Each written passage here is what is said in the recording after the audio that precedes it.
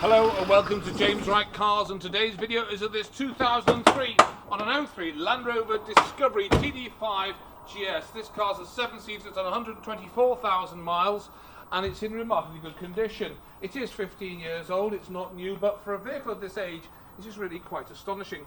Bodywork wise, it's amazing. There's no corrosion in things like door bottoms or wheel arches or the bottom end of the tailgate, etc. And looking inside the boot area, we can see that, of course, there's the 7-seater boot carpet area here is absolutely solid. There's no crustiness or corrosion in the bottom edge here. It has the roller blind in the back. These obviously all fold up out of the way.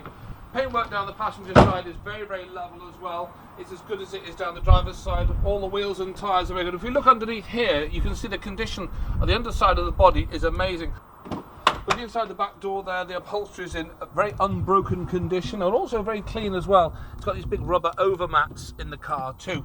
And looking further up above our heads here, you can see it's got both of these, because it's the twin sunroof job. Now it's got a little bit of bagginess to the headlining in little bits. There's a little bit more over the driver's seat there, which is the glue deteriorating, but the sunroofs don't leak. Looking inside the driver's door here and down the back edges here where these can actually rot out very badly. Again, on this side it's extremely good. Chassis wise underneath, well, there is obviously going to be surface corrosion underneath the car, but there's no advisories ever or any failures been made for any corrosion on the chassis. Little bits of brake pipe wear and corrosion, but they've already been changed. Looking at the rubber mat here, underneath it's all the good condition. Edge of the driver's seat hasn't collapsed, and I've got both keys here. Well, I've got 1.5 keys. There's one, and unfortunately somebody's snapped the other key in half. But looking to put the key in the ignition and start the vehicle, it'll start up immediately, and all the warning lights that should go out do. It has a nice fancy sound system. I think that might even be a DVD player as well. It has the dual zone climate and also the low range that's been tested and working. It's a 5-speed gearbox and handbrake there. All the windows and locking work properly and perfectly. There's no faults in there. Look at the condition of the passenger front seat and through into the floor there. It's all very clean and very wholesome.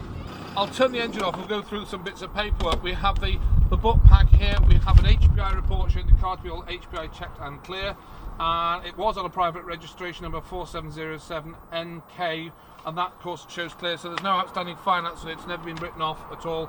We have the service history, which starts off very well, and with the main dealers it's 11,000, 16,000, and beyond that 27, 35, 44, 52, and lastly 65 and 67. Beyond that, it has been owned more latterly by a chap who we took it in part exchange from, who's rather handy with spanners, and he's done a lot of the maintenance himself. Because going back to before 2016, it did have some MOT failures which don't appear back on there, such as oil leaks and stuff, which we don't have anymore as advisories or even failures. We have a full MOT history here, and sure, it will be a very, very good MOT history. It's just going in for an MOT today. It needs a coiled spring, it's got a fuel leak on it, and the other thing was headlamp aim, which for a vehicle of 15 years of age is remarkable that it's only got those. But there's never been any mention of any corrosion on the chassis in terms of no failure or an advisory, and I don't think it's had any welding. Now, looking at the registration document, it's come from a lady. It was registered to a lady in Burscough, but it was her husband that did the maintenance.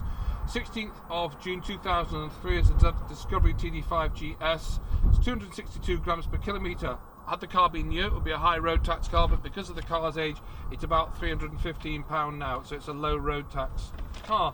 Beyond that, it's just previous MOTs and stuff. Let's go and have a look at the engine. And there it is, that's that 5-cylinder TD5 unit. Starts, runs and drives extraordinarily well. Now you can get us on this telephone number running across the bottom of the screen here. We're also on Instagram, we're also on Facebook as well. So do come down, see it and drive it, and thank you very much for watching.